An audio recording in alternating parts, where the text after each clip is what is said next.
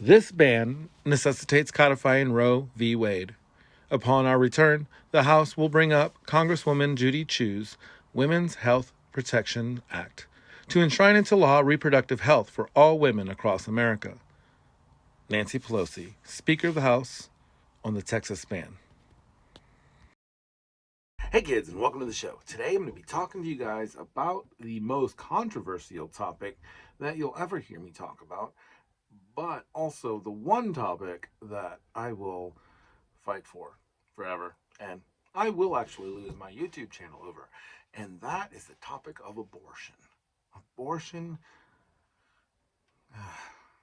it's an ugly thing that we do in our society. A long time ago, in this court case named Roe v Wade, look it up. It was kind of a jacked up case, but it made abortion basically legal in the United States federally. There is currently a case before the Supreme Court, and the oral arguments have ended, and the justices have spoken a little bit. Probably springtime, February, March, April, somewhere around there, we're going to get a decision. And that decision could possibly overturn Roe v. Wade. And I haven't looked into this, but apparently several states, and I don't know which ones, maybe I'll list those right here if I find them, but have trigger laws. And if Roe v. Wade is overturned, then immediately abortions become illegal in those 12 states.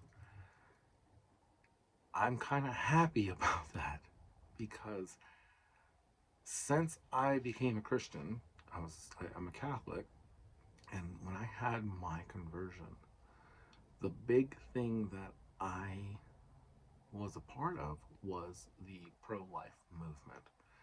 And I worked really hard with the Right to Life programs in Louisiana, and also had some opportunities to do a lot of cool things.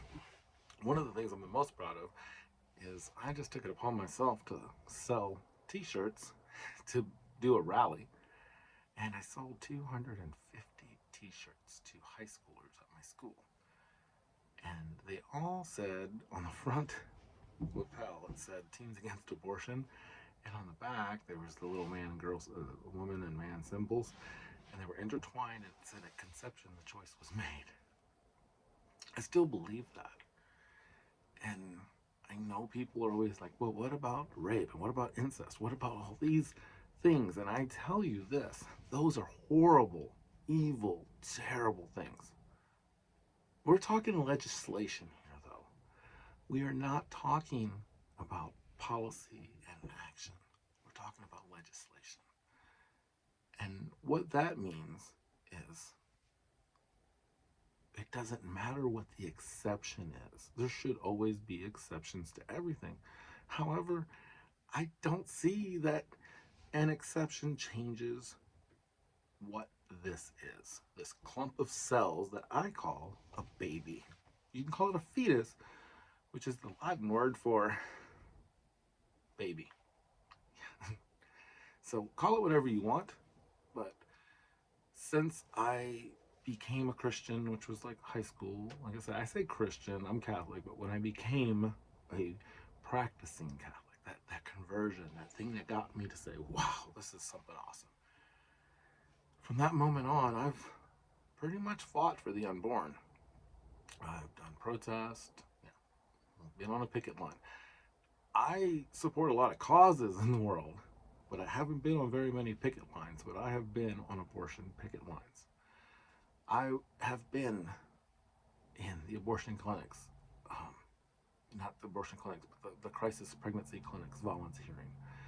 As a matter of fact, I just used to clean one up and fix things around the place as some work because it's so important. I also support adoption services. If this overturns, and the reason this might overturn is because it's tied into like HIPAA laws and things like that. I'm not a lawyer, so please talk about it in the comments. That'd be awesome. But basically, your right to privacy is being challenged because of the COVID passports and stuff like that. And that's what Roe v. Wade established in our law was the right to privacy. So we have our conservative justices that are basically saying they're going to want to overturn it. So why does that put a smile on my face? I've been fighting this battle for a long time, and we might still lose this one. We might still lose this one. This isn't a done deal. But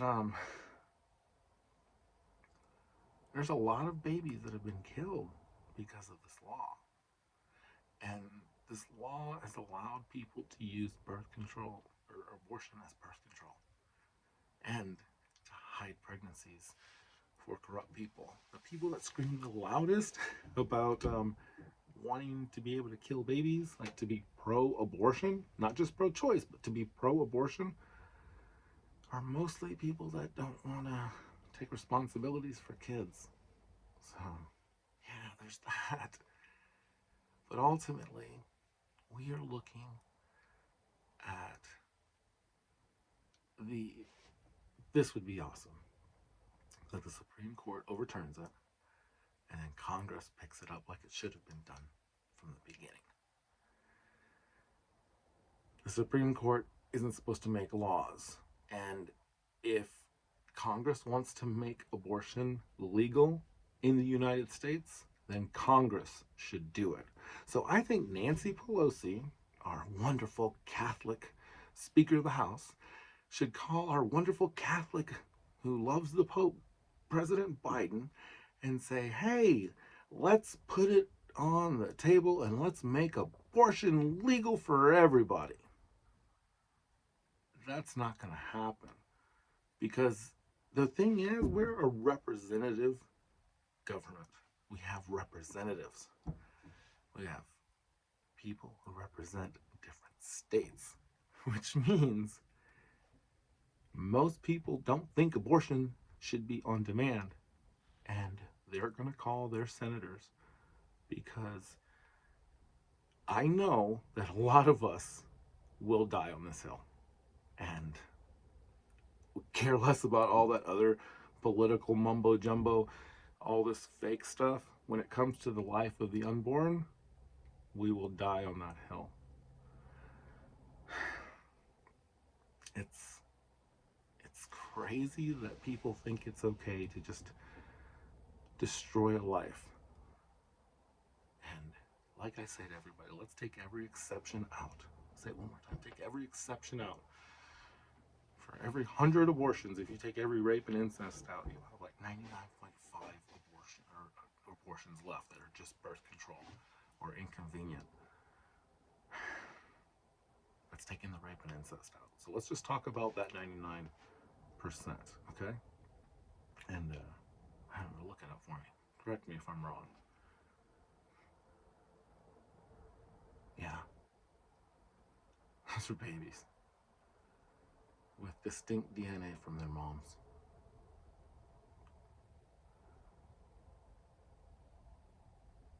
That's it.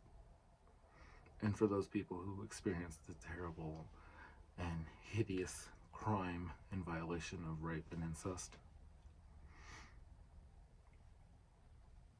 there's people out there for you. Probably don't want to hold my hand, but I would hold your hand for all 40 weeks. Because, guess what? I gave up 4 years of my life to the military because I thought every one of you were special. And I don't think it's too much to ask to give up 40 weeks.